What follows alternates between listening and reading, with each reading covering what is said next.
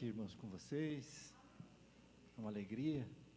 Já encontramos alguns irmãos ali, demos um pega daquele gostoso, sabe aquele abraço que cura doença, que sara a gente de algumas coisas, sabe? E eu estava com muita vontade de ver todos vocês e estou tendo a oportunidade de vê-los aqui nessa noite. Sei que será impossível dar um abraço em todos, né?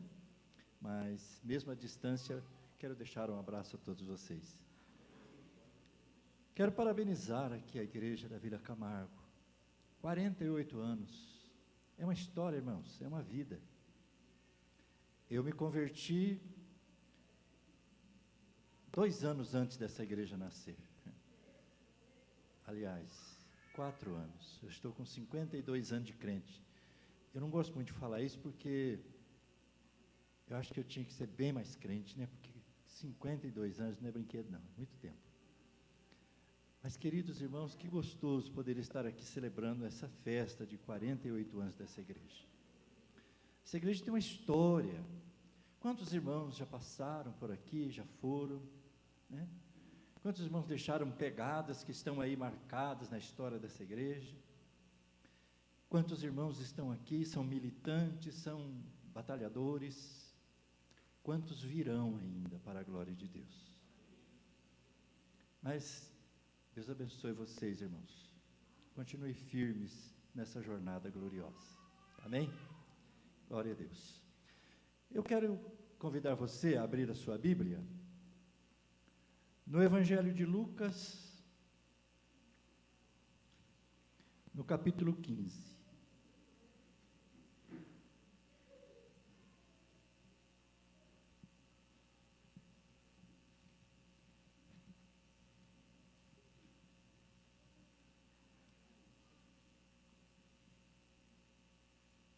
Glória a Deus. Capítulo 15 do Evangelho de Lucas, nós vamos ler o primeiro versículo desse capítulo e depois nós vamos prosseguir a partir do versículo 25. Podemos ler a palavra do Senhor? Diz assim, versículo 1: Aproximaram-se de Jesus todos os publicanos e pecadores para o ouvir. E murmuravam os fariseus e os escribas, dizendo: Este recebe pecadores e come com eles. Versículo 25. Ora, o filho mais velho estivera no campo, e quando voltava, ao aproximar-se da casa, ouviu a música e as danças. Chamou um dos criados e perguntou-lhe que era aquilo. E ele informou: Veio teu irmão, e teu pai mandou matar o novilho cevado, porque o recuperou com saúde. Ele se indignou e não queria entrar. Saindo, porém, o pai procurava conciliá-lo. Mas ele respondeu a seu pai: Há tantos anos que te sirvo sem jamais transgredir uma ordem tua, e nunca me deste um cabrito sequer para alegrar-me com os meus amigos. Vindo, porém, esse teu filho, que desperdiçou os teus bens com meretrizes, tu manda matar para ele o novilho cevado. Então lhe respondeu o pai: Meu filho, tu sempre estás comigo, tudo o que é meu é teu. Entretanto, era preciso que nos regozijássemos e nos alegrássemos, porque esse teu irmão estava morto e reviveu, estava perdido e foi achado. Glória a Deus. Queridos irmãos, esse texto é um texto extremamente conhecido. De repente, quando você fala de abrir a Bíblia nesse texto de Lucas capítulo 15, alguém já diz: é a mensagem do filho pródigo. É mais ou menos isso. Mas só para nós nos localizarmos, o versículo 1 que nós lemos, diz que se aproximavam-se de Jesus todos os publicanos e pecadores para o ouvir. Meus irmãos, os publicanos eram os recebedores de impostos do império. Essas pessoas não tinham comunhão com os fariseus, com os religiosos. Eles eram desprezados e odiados, porque eles eram os recebedores de impostos do império. Israel estava debaixo do domínio do Império Romano. Aí o texto diz que esses homens, publicanos e pecadores, se aproximaram para ouvir Jesus. E o texto vai dizer no versículo 2: e murmuravam os fariseus e os escribas, dizendo: este recebe pecadores e come com eles. Meus irmãos, Jesus não ia virar as suas costas para publicanos e pecadores que queriam ouvi-lo. E eles vinham para ouvir Jesus, e Jesus sentava com eles, Jesus ouvia, e Jesus falava e eles ouviam a Jesus. Jesus comia com eles, Jesus atendia a eles. Mas, meus irmãos, os religiosos então, os escribas e os fariseus, os escribas que eram os doutores da lei, e os fariseus, que eram os religiosos, detestavam e odiavam a Jesus por isso. Para que as pessoas entendessem tudo isso, Jesus conta 3 parábolas neste capítulo. A primeira parábola, Jesus conta a parábola da ovelha perdida. Diz que certo homem tinha 100 ovelhas, e ele perde uma ovelha, e ele faz o seguinte: guarda 99 e sai em uma busca profunda atrás da única ovelha que havia se perdido. A porcentagem era mínima, 1%. Mas ele não sossegou, ele não tranquilizou-se até enquanto não encontrou a ovelha perdida. Quando ele acha, coloca nos seus ombros e traz para o aprisco. Chegando lá, o que ele faz? Chama os seus amigos e diz a eles: venham alegrar comigo, eu havia perdido a minha ovelha, mas a recuperei, vamos festejar a recuperação da minha única ovelha, agora eu já tenho 100 ovelhas. Jesus conta a segunda parábola. Uma certa mulher tinha 10 moedas, 10 dracmas, e ela perde uma dracma em sua casa.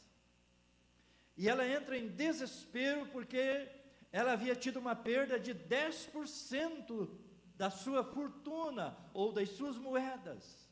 E ela, inconformada com a perda de uma dracma, a Bíblia vai dizer, queridos, que ela faz uma busca profunda em sua casa. Chama alguém para auxiliá-la e ela revira a sua casa até que ela encontra aquela dracma perdida. Quando ela acha a dracma, ela não tem outra alternativa senão uma comemoração. Chama suas amigas e faz uma festa, e diga: vem celebrar comigo, achei a minha dracma perdida, agora estou com 100% das minhas dracmas. E aí Jesus tem ainda uma terceira parábola. Ele diz que um certo homem tinha 2 filhos. E ele diz que o filho mais moço, inconformado de estar na casa do pai, chega para o pai e diz para o pai: pai, dá-me a parte da herança que me basta, que me toca, porque eu quero ir embora de casa, eu não quero mais ficar aqui, quero ir embora, quero que o senhor me dê a minha parte, e eu vou viver a minha vida em outro lugar.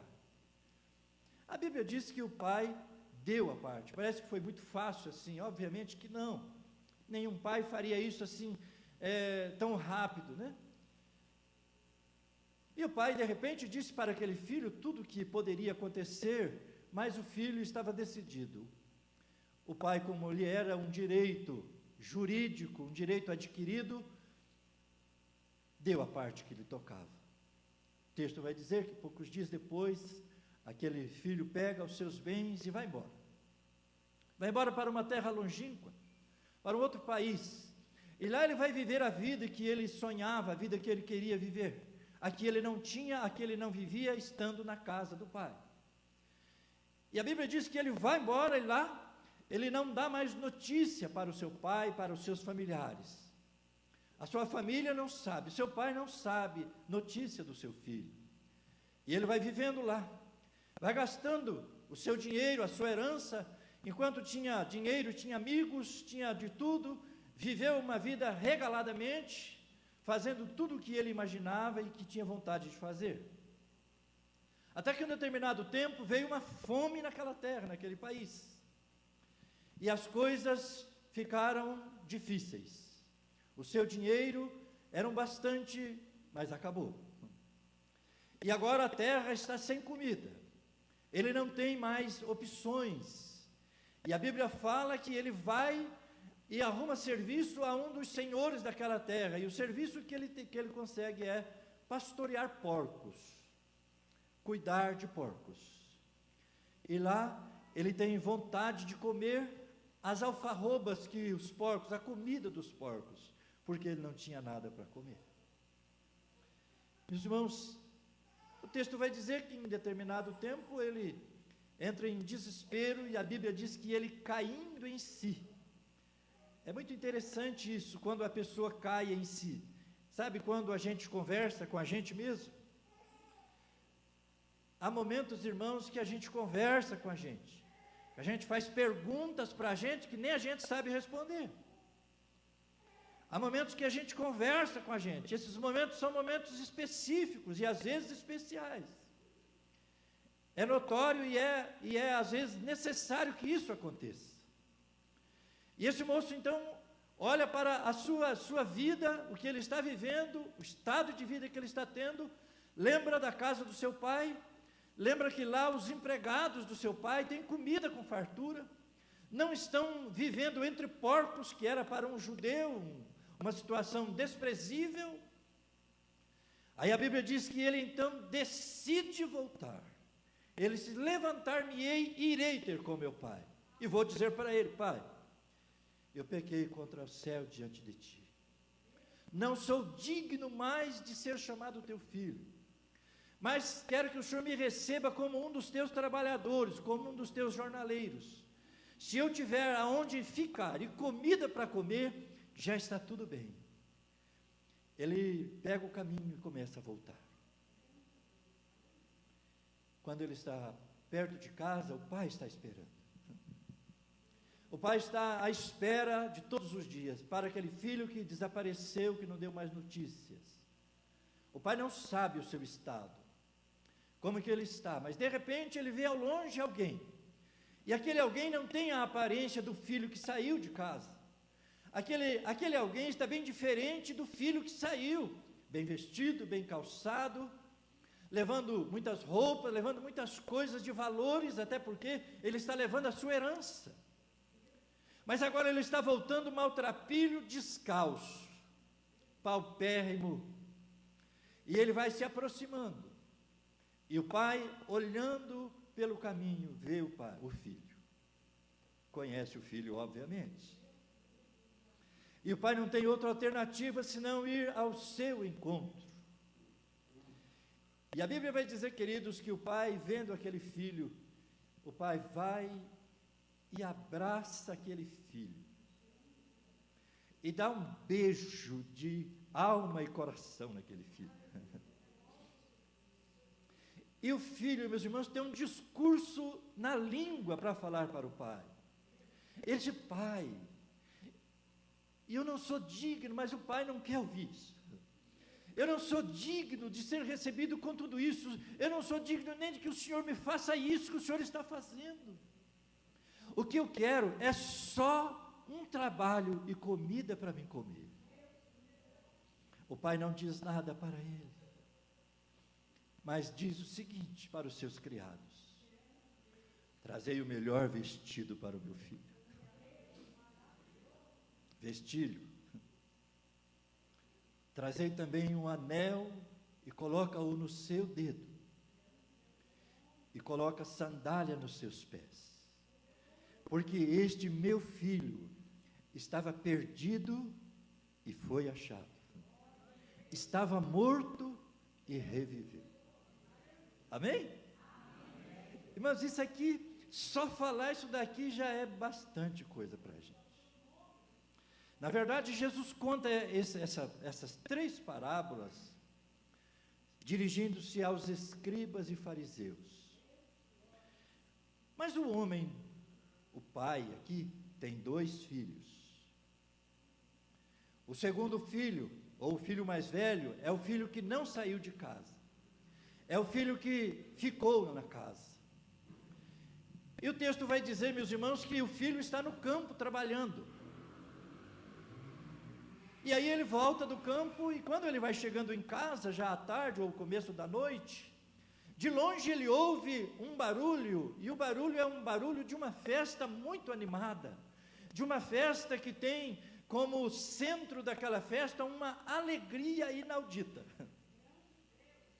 E quando ele chega a uma distância, ele não quer se aproximar. Ele chama um criado e faz-lhe a pergunta dizendo: o que está acontecendo? Eu não estou sabendo de festa que estava agendada, nós não temos nenhuma programação, não sei de nada disso, o que é que está acontecendo? É o texto que lemos, irmãos. E o texto então diz que o servo lhe informou, dizendo: veio teu irmão, e teu pai mandou matar o novilho cevado, porque o recuperou com saúde. Esta foi a notícia que ele recebe daquele criado, dizendo: olha, a festa é uma grande festa, a festa é para o melhor, essa festa exigiu o melhor aqui da família. Tanto é que o texto está dizendo que o pai mandou matar o novilho cevado. Isso era uma tradição familiar, que se tinha de reserva um novilho pronto, cevado, para este dia, para este momento, uma festa, que fosse uma festa histórica. E meus irmãos, e o rapaz, o irmão, diz o texto aqui, o versículo 28, e ele se indignou e não queria entrar. Estranho, né? Isso é muito estranho. Porque, irmãos, é possível que esse irmão não estava sentindo falta do irmão que havia ido embora.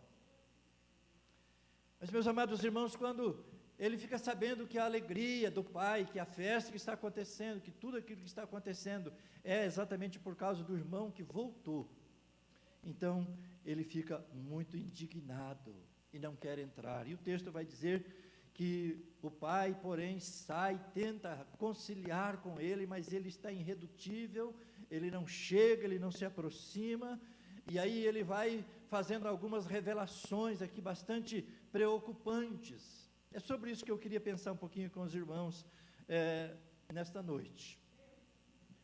O filho mais velho, perdido dentro de casa. O filho mais novo perdeu-se em outro país, foi embora para uma terra longínqua, gastou tudo o que tinha da sua herança, se tornou um faminto, um homem que foi viver entre porcos e desejava comer a comida dos porcos, porque ele não tinha o que comer. Mas o filho mais velho ficou em casa. Ele está em casa e ele tem tudo, mas ele agora é o filho perdido dentro de casa. Porque, meus irmãos, ele começa aqui a mostrar algumas indiferenças profundas. Ele vivia na casa do pai, mas desobedecia aos 2 principais mandamentos da lei de Deus. Este filho está em casa, ele nunca deu desgosto para o pai, ele nunca envergonhou seu pai, é um trabalhador. Mas, meus queridos irmãos, esse moço tem algo sério em sua vida. Ele tem algumas coisas que precisam ser resolvidas. E é interessante que a primeira diferença aqui é que esse camarada não sabia o que era perdão e não sabia o que era amar o próximo. Era o seu irmão, era a sua carne, era o seu sangue. Meus irmãos, só deram aqui, abrindo um parênteses aqui. O ano passado nós tivemos uma crise com a Covid-19. Lá na nossa família nós pegamos em 8 pessoas, aliás, eu e os meus 2 filhos, 2 noras, aí a Selma ficou muito mal. Gente, nós vivemos uma situação bastante difícil. O Joás, que é o meu filho do meio, foi entubado, ficou entubado, e eu e a Selma já estava ruim em casa, eles não contaram para mim e a Selma que ele estava entubado. E aí eles não falaram porque a gente já estava bem baleado também por causa do negócio, né? A Selma ficou bem mal, e eu não cheguei a tanto, mas o Marcos, o meu filho, ele entrou em desespero quando o irmão dele foi entubado. E um dia ele pegou o carro e foi lá, ele estava no Hospital Nossa Senhora das Graças. E ele chegou lá e sentou num banco lá na frente do hospital. E ele chorou meio dia sem parar.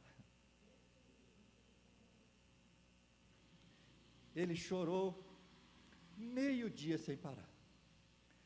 E ele ficou tão desesperado que ele saía na rua. A vontade dele era chegar para as pessoas e dizer: rapaz, você acredita em Deus? Se você acredita em Deus, ora pelo meu irmão. Eu não posso perder meu irmão. Eu não posso perder meu irmão. Tem o Jonatas, o meu filho mais novo. Ele ficou assintomático. E ele cuidou do resto do rebanho. Ele fez uma marcação ferrenha em cima de mim, da mãe dele. Ele estava lá quase que 24 horas por dia. É ele que ia lá para receber o boletim da médica todo dia para saber como é que estava o seu irmão. Agora, irmãos, olha a indiferença desse irmão, que tem o seu irmão que desapareceu, que não sabe mais notícia, não sabe se está bem, se está mal, se está vivo, se está morto. De repente, quando o pai chega para ele e fala: meu filho, o teu irmão chegou. O teu irmão, nós estamos fazendo uma festa aqui, a festa é uma festa razoável. Mas, meus irmãos, esse homem fica indignado por causa da chegada do irmão. Mas depois disso, ele vivia na casa do pai, mas confiava na sua própria justiça. Ele era veloz para ver o pecado do irmão, mas não enxergava o próprio pecado. O texto vai dizer, queridos, ele disse assim, esse filho mais velho chega para o pai e diz assim: há tantos anos que te sirvo, sem jamais transgredir uma ordem tua, e nunca me deste um cabrito sequer para alegrar-me com os meus amigos. Meus irmãos, ele agora se levanta contra o seu próprio pai, e ele começa a culpar o seu pai, de que o seu pai estava sendo injusto com ele, porque como que o pai vai matar um bezerro cevado, separado para um momento oportuno, específico da família, vai matar esse novilho cevado por um filho que abandonou tudo, que gastou tudo, e ele vai dizer isso, ele disse: vindo porém esse teu filho, nem meu irmão não é, esse teu filho, que desperdiçou os teus bens com meretrizes, tu manda matar para ele o novilho cevado. Irmãos, que coisa interessante, que coisa interessante. E aí, meus amados irmãos, o pai vai abrir os olhos do filho, dizendo: então lhe respondeu o pai: meu filho, tu sempre estás comigo, tudo que é meu, é teu. Meu filho, você está aqui, você não perdeu nada. Tudo que é meu, é teu. O que você não está aproveitando, não é porque não é te dado, porque é teu, você não pega porque você não quis. Você nunca fez uma festa com teus amigos, porque você provavelmente não tem amigos. Se você quisesse, você poderia, tudo que é meu, é teu. Então lhe respondeu o pai: meu filho, tu sempre estás comigo. Mas mesmo estando com o pai, esse filho é um filho doente. É um filho que está doente. Ele não consegue entender nada disso. E eu queria, meus irmãos, pensar um pouquinho sobre isso com você nessa noite. E o texto ainda vai dizer o seguinte: O pai vai dizer assim: entretanto era preciso que nos regozijássemos e nos alegrássemos por esse teu irmão. Agora o pai vai dizer para ele que o moço é irmão dele. Ele disse para o pai que era o filho do pai, não era o irmão dele. Mas o pai está dizendo agora: o teu irmão. Era necessário que nós nos alegrássemos e regozijássemos, porque esse teu irmão estava morto e reviveu, estava perdido e foi achado. Como lidar com isso, irmãos? Jesus está falando isso aqui para mostrar para os religiosos dos seus dias, os escribas, os fariseus, que confiavam muito na sua própria religiosidade, eram convencidos de que eles eram os justos, os melhores. Por isso eles não sentavam com publicanos e pecadores, não se assentava, não comia, não recebia em casa, não tinha nenhuma ligação com eles, porque eles eram pecadores, e eles religiosos achavam serem justos, mas a justiça que eles pensavam ser justa, era injustiça, e Jesus está dizendo exatamente isso. Então, meus queridos irmãos, esse filho mais velho aqui, traz algumas lições para nós. Eu estava lembrando hoje sobre a história desta igreja. Se nós tivéssemos aqui todos os acontecimentos dos 48 anos da história dessa igreja, nós teríamos aqui um volume gigantesco de coisas. Ficaríamos, quem sabe, de queixo caído de ver tantas coisas já acontecidas aqui. Quantas pessoas, meus irmãos, foram curadas aqui, espiritualmente, fisicamente? Quantas pessoas tiveram um encontro com Jesus aqui? Mas quantas pessoas vieram aqui, saíram daqui, voltaram para trás, e depois retornaram de novo? E se os irmãos estivessem fechado as portas para estas pessoas? Meus amados irmãos, nós precisamos pensar um pouco sobre isso. Esse filho mais velho, ele tem aqui na sua vida uma amargura. Ele é um homem amargo. A sua amargura decorre de 5 coisas que nós vamos ver aqui. Ele se sente melhor que seu irmão. Ele acha, porque ele não saiu de casa, porque ele não fez as coisas que o irmão fez, não deixou a casa e saiu, ele acha que por causa disso ele é 100% melhor do que o seu irmão. E por esse direito que ele acha, que ele assiste, ele tem o direito de rejeitar o seu irmão. Ele tem o direito de sobrepor o seu irmão. E ele está redondamente enganado. Porque, meus irmãos, enquanto ele diz aqui que ele ficou indignado com a chegada do irmão, o pai está extravasando de alegria. O pai está transbordando de alegria. O pai não sabe o que fazer, como manifestar a alegria que ele está sentindo. E ele olha para o filho, e olha para o filho, e olha para o filho, e diz: esse meu filho estava morto e reviveu. Esse meu filho estava perdido, foi achado. Olha ele aqui, ele está aqui.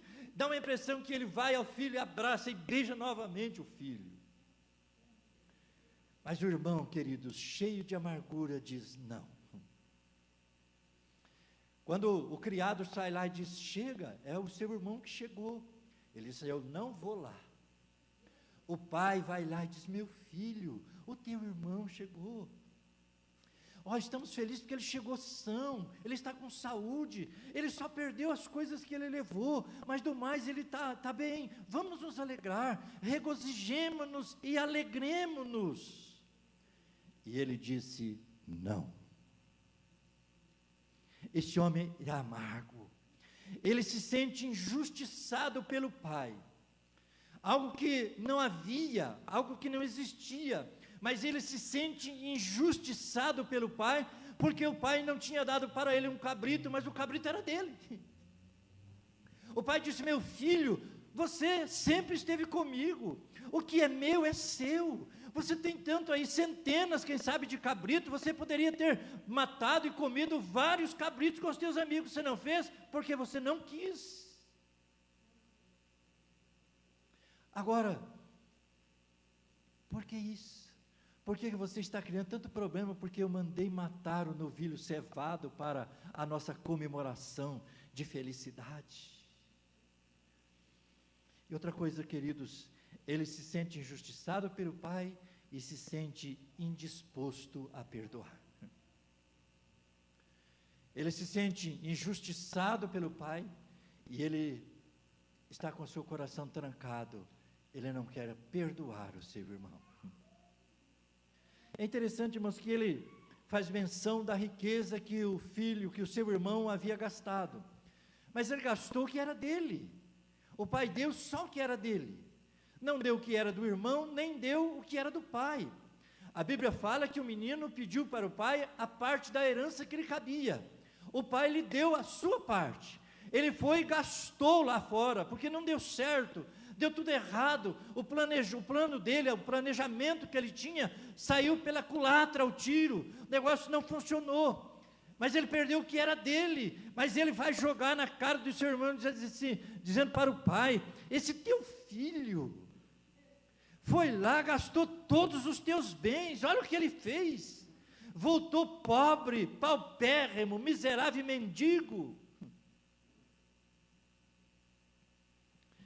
Irmãos, quando falta perdão no coração das pessoas, é horrível. Quando nós perdemos o amor de perdoar, nós transformamos santo em demônio. Nós mudamos a imagem das coisas, nós mudamos a essência das coisas, ficamos indiferentes, nós nos excluímos de coisas que nunca poderíamos ser excluídos. Sabe por quê?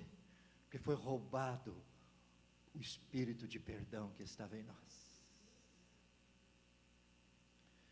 Quantas vezes nós somos assim? Aquela pessoa ali, aquele ali não tem mais jeito não. Não adianta, pastor. Não adianta investir, não adianta fazer mais nada. É porque, irmãos, nós pensamos que estamos sobre alguém. Nós pensamos que somos mais do que alguém. Nós pensamos que somos mais santos do que alguém. Isso é muito difícil, é muito ruim. E ele ainda prossegue dizendo: ele não vê seu próprio pecado. Ele vê o seu irmão com uma mancha de pecado horrível, mas não consegue ver o seu pecado. Não aceitar o seu próprio irmão, não perdoar o seu próprio irmão, injuriar o seu pai, dizendo que o seu pai havia lhe desprezado porque não havia dado para ele. Sim, o seu pai sempre disse: olha, tudo que é meu é seu, você tem tudo, você não foi privado de nada, nunca ninguém negou nada a você. Queridos, que às vezes nós estamos, onde nós estamos, nós não sabemos valorizar o que temos.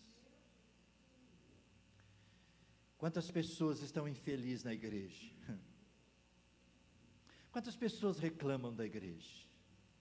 Quantas pessoas reclamam de estar na igreja?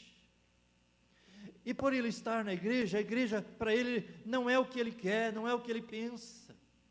E quando ele está na igreja e chega alguém para a igreja, Deus traz alguém, o Espírito Santo convence alguém, e esse alguém vem, aqui na igreja ele é curado, ele é salvo, ele é liberto, e Deus começa a abençoar a vida dele.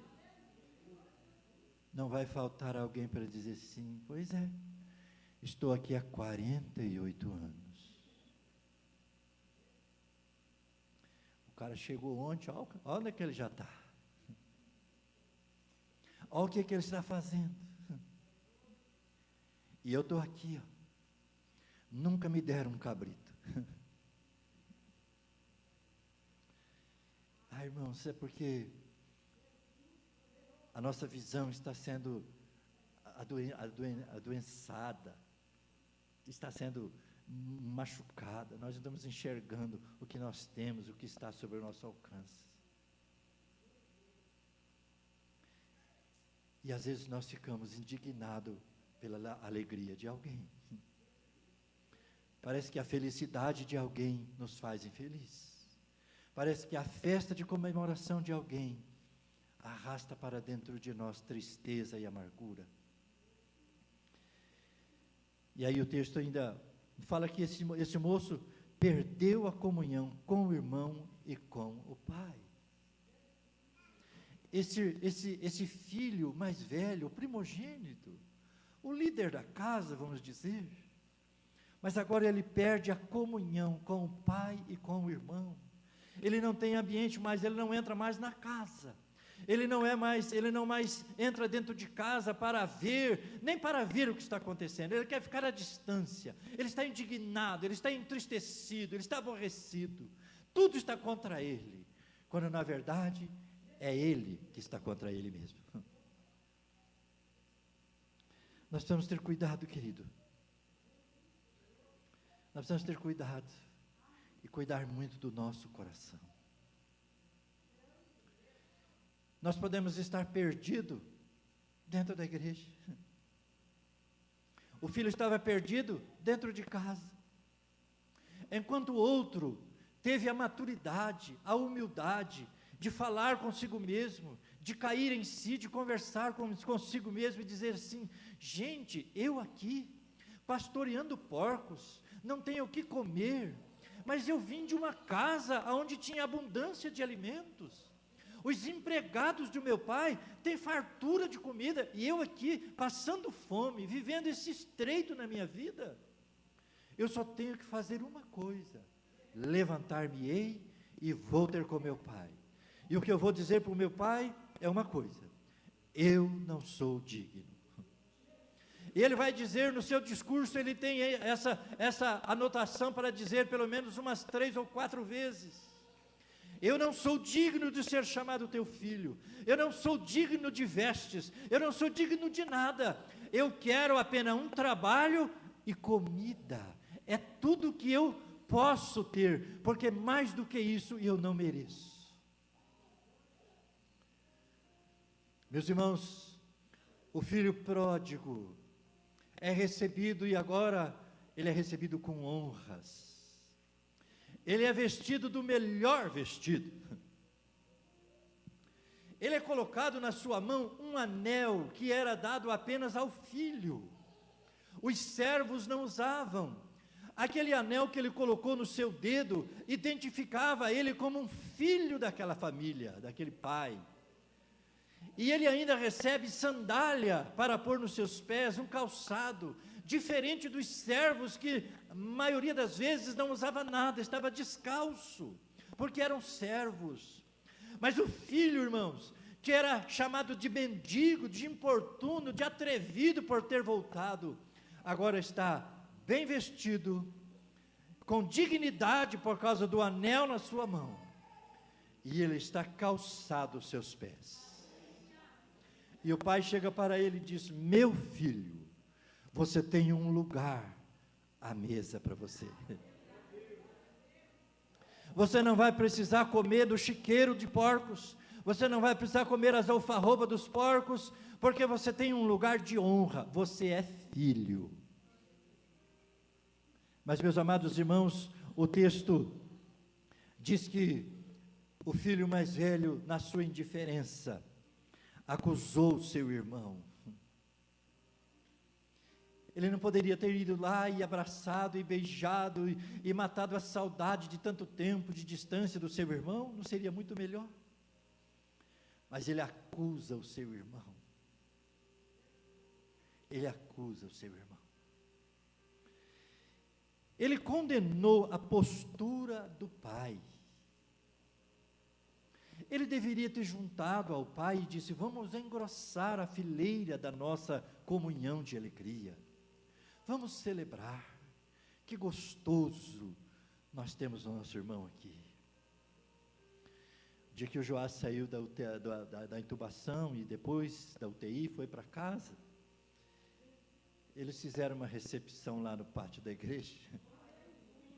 Gente, tinha anjo voando para tudo que era lado lá, porque foi bom demais da conta. Meus irmãos, que gostoso, mas que gostoso, que gostoso. Como você vai expressar, como é que você vai descrever isso? Não tem.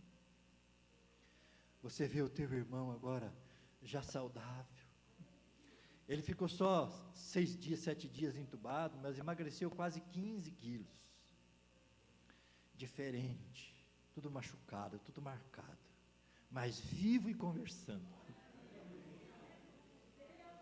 Ah, queridos, esse irmão aqui, acusando o irmão, aborrecendo o irmão, que coisa incrível. Pior, queridos, que é uma lição, Jesus está dando uma lição, porque quando às vezes nós pensamos que somos o que na verdade não somos. Enquanto os escribas e os fariseus evitavam se aproximar de publicanos e pecadores, Jesus os recebia. Enquanto eles não tinham nenhuma aproximação, Jesus comia com eles. Jesus sorria, chorava com eles. Jesus estava com eles. Jesus chamou até publicano para ser seu discípulo, o Levi. Meus amados irmãos, quando a gente fica indiferente, todas as coisas perdem o brilho, todas as coisas perdem o sabor, todas as coisas perdem o sentido. Nós temos que ter cuidado com o nosso coração, nós vamos vigiar muito na nossa vida. Quem somos nós? Nós não somos nada. Nós não somos nada. Somos um ser indigno. Sabe por que nós estamos aqui? Por causa da graça. Sabe a razão de 48 anos dessa igreja? Graça de Deus. E Paulo vai dizer aos Efésios, pela grandeza da riqueza da sua graça. Graça de Deus, irmãos, graça de Deus. Vamos vigiar com a nossa vida, com o nosso coração. Este filho mais velho deixa aqui uma lição desprezível, por ignorar a alegria do pai em receber o irmão que havia se distanciado da casa, pelo pai fazer um investimento para uma celebração de felicidade. Abra o seu coração para amar, abra o seu coração para perdoar, estende a tua mão para o que está chegando, mendigo, destruído, sabe, aquela pessoa que às vezes vem, meus irmãos, sem esperança. O cara vem porque está só o pó da gaita, como diz o ditado. A pessoa precisa de ajuda, a pessoa precisa de um abraço, a pessoa precisa de um afeto, a pessoa precisa de um beijo de amor. O pai não olhou para o cheiro do seu filho. Quem sabe ele estivesse com aquele cheiro de alguns dias sem tomar banho. Isso para o pai não teve nenhuma diferença. O pai não olhou para as roupas que ele estava vestido, se é que estava vestido, se ele tinha calçado nos pés ou não. O pai abraça-o efetuosamente e beija com a alma o seu filho e diz: venha, meu filho, você é bem-vindo. Ele disse: eu não sou digno de ser chamado teu filho. Ele disse: você é meu filho, eu te amo porque você é meu filho. Não vamos fechar a porta para as pessoas. Não vamos ser indiferentes, irmãos. Abre o seu coração. Compartilha. Divide a sua vida. Compartilhe o seu coração, o seu amor, o seu afeto. Não seja indiferente. Em vez de alegria, ele ficou indignado. Em vez de celebrar, ele aborreceu seu pai. Em vez dele sentir compaixão do seu irmão, de ter chegado naquela situação de pobreza, ele disse: não, olha aí, ó, gastou tudo que tinha com meretriz e agora volta paupérrimo. Meus queridos, que Deus nos ajude. Esta casa é uma casa de cura. 48 anos dessa igreja, 48 anos de uma mesa posta. aonde nunca faltou o pão, aonde nunca faltou o novilho cevado. Não vamos ser indiferentes com aqueles que chegam faminto, precisando de ajuda. Estende a tua mão, faça alguma coisa. Se for preciso chorar, chore. Se for preciso sorrir, sorri. Se for preciso fazer o que for necessário, faça para a cura de alguém. Faça para fortalecer a recepção de alguém. Seja benigno, seja longânimo, seja misericordioso com alguém. E nisso o nome do Senhor será glorificado. Que Deus nos ajude, em nome de Jesus. Vamos ficar em pé, nós vamos orar ao Senhor.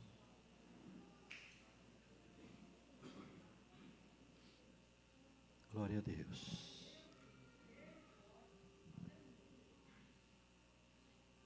Glória a Deus. Interessante desta parábola, meus irmãos, o ápice dessa parábola não é o filho pródigo, mas é o pai. É o pai que ama o filho pródigo, que o recebe e lhe perdoa, e lhe reintegra a sua família novamente. É o pai que mesmo o filho mais velho sendo rude, indiferente, frio, mas o pai também não o aborrece, nem o expulsa, ele é seu filho. Assim é Deus, meus irmãos, para com o homem. Deus é o Deus que não nega o seu perdão para alguém que se arrepende. É o Deus que não nega a sua bênção para aquele que está carente e o busca de todo o seu coração. Ele é o Deus maravilhoso, longânimo e benigno. A Ele seja, pois, a glória, a honra e o louvor por toda a eternidade, em nome de Jesus. Fecha os teus olhos, vamos orar. Ó grande Senhor, Tu que estás assentado num alto e sublime trono, e nós estamos no estrato de Teus pés nesta noite, para Te dizer obrigado, Senhor.